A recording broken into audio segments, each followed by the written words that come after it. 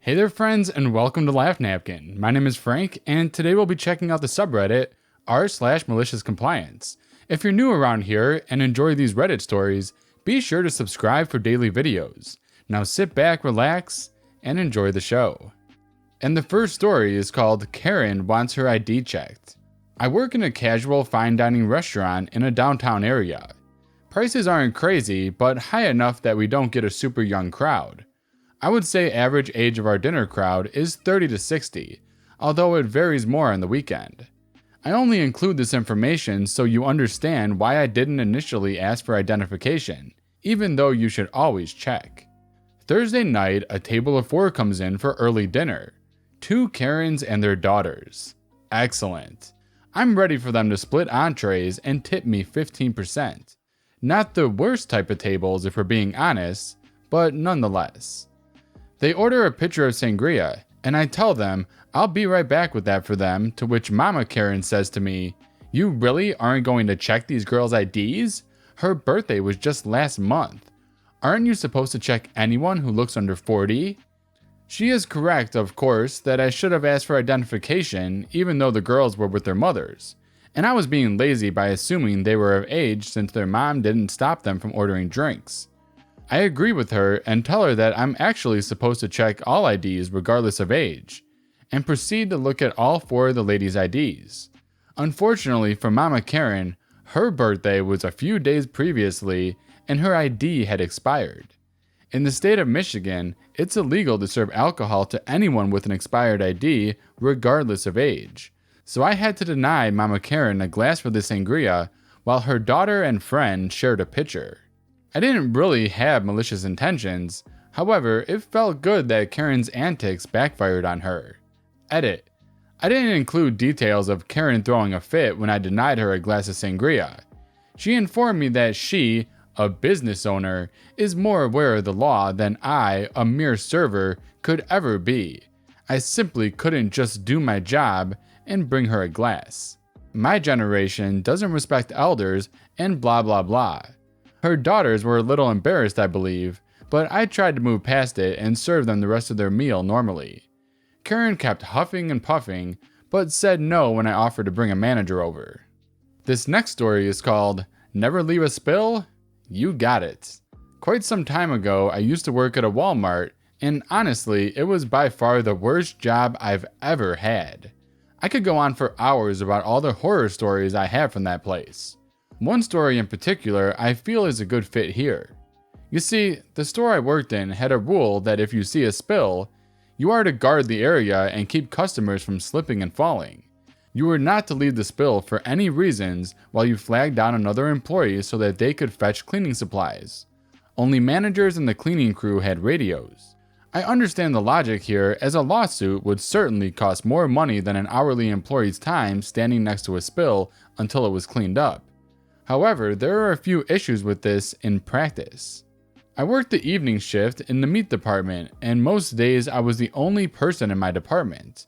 I was situated between frozen foods and produce, which more often than not only had one-person shifts as well, but they also closed much earlier than my department.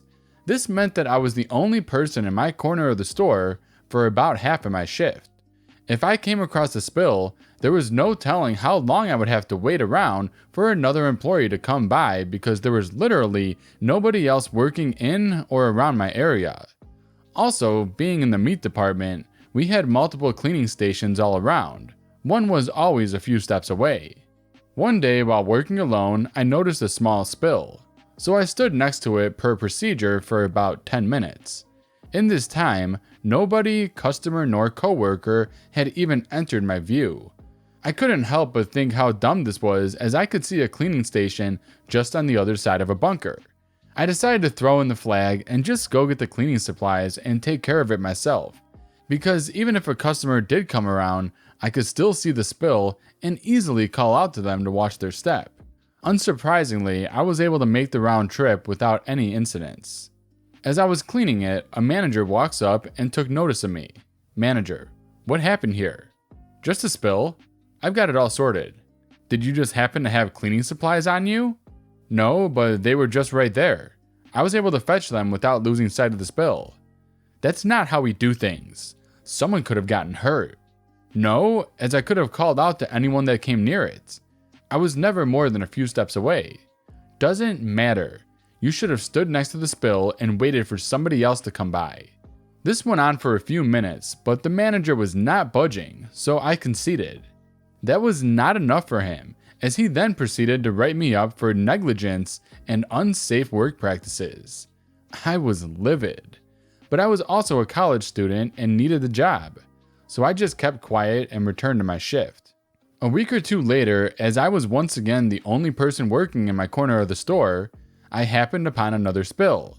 This time I shrugged and decided to guard it as if my job depended on it. I checked my watch and noticed that I had about 3 hours left on my shift, and I had a small laugh at the thought that I might be standing in that spot guarding a puddle instead of closing my department. 10 minutes passed. 30 minutes passed. 1 hour passed. Around this time, I was bored out of my mind, but then I heard a call over the intercom system that made it so much more worth it. We need an associate from the meat department to the back for a truck. This was followed by a few other calls for other departments for their trucks arriving as well. I started laughing out loud at this because I knew that this meant that the very few people that were likely to come by my department were now at the loading dock unloading trucks while I stood guard over my puddle. A few minutes passed before I heard the second call. We need an associate from the meat department to the back for a truck. I just stood there, counting the lights on the ceiling. 1 hour left in my shift, and there had still not been a single fellow employee walk by. I assumed everyone was starting to finish up their own trucks by this point, and would likely soon have to start unloading my truck as well. I was watching the minutes go by in anticipation, trying to decide if someone would come find me before my shift ended or not. I got my answer 15 minutes before the end of my shift, as the very same manager from before came storming through the meat department, furious. We made eye contact and he stormed over to me and started yelling about how they had been calling for me to unload the truck and how they are now behind on schedule and so on. Once he took a breath long enough for me to speak, I asked simply, "Can you go to the spill station and grab something to clean this up? I've been here a while now." He glanced down at the puddle next to me and I thought he was going to explode. Manager, you mean to tell me that you didn't unload the truck because you were watching a spill? Yes. Why didn't you just clean it up? But leaving the spill would be unsafe for any customers. Besides, you wrote me up for doing that very thing recently, right? The manager tossed his hands up in defeat and walked the 15 steps away to the nearest spill station and returned with supplies that he promptly gave me to clean the spill myself. Once you're done, go back to the loading dock and start on your truck. Sorry, I have about 10 minutes left on my shift, and as I've been standing here guarding the spill, I never got my second break. So I'm going to the break room for a bit before clocking out. You'll need to find someone else to close down my department as well. At this, the manager just stomped off in rage. I cleaned up the spill, played on my phone in the break room for a bit, and clocked out with a smile on my face.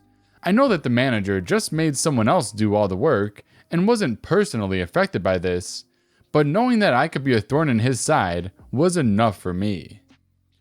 This next story is called, "You Don't Have Time to Talk Privately? Okay." So I've worked in IT most of my life. One day in a job I was in, it was slow, so the manager asked me to check the firewall logs for anything dodgy. Pretty soon, I find indications of a female staff member accessing some racy content of adult nature. This staff member had a reputation for blaming her slow productivity on her computer, network, mouse, etc. So she was given no quarter. I go up to the large office where she was/is surrounded by many other staff members, but here monitors are facing a wall and only she can see them. I politely asked to speak to her in private for a moment in a meeting room. Her response, "No, I don't have time. I'm too busy." Again, I quietly said, "It would be in your best interest to have this conversation discreetly." Her, "Look, stop wasting my time and say what you need to say." I pause, clear my throat, and say loud and clear, "Okay, The IT manager has asked that you stop accessing bondage prawn sites on your work computer. There's a moment of stunned silence where the staff member turned scarlet and everyone looked at her, including her manager. Me. Okay, see you later. And I turned and left the office. And that brings us to the end of today's video. Hope you guys enjoyed it. Be sure to give this video a like and comment down below. And I'll see you tomorrow.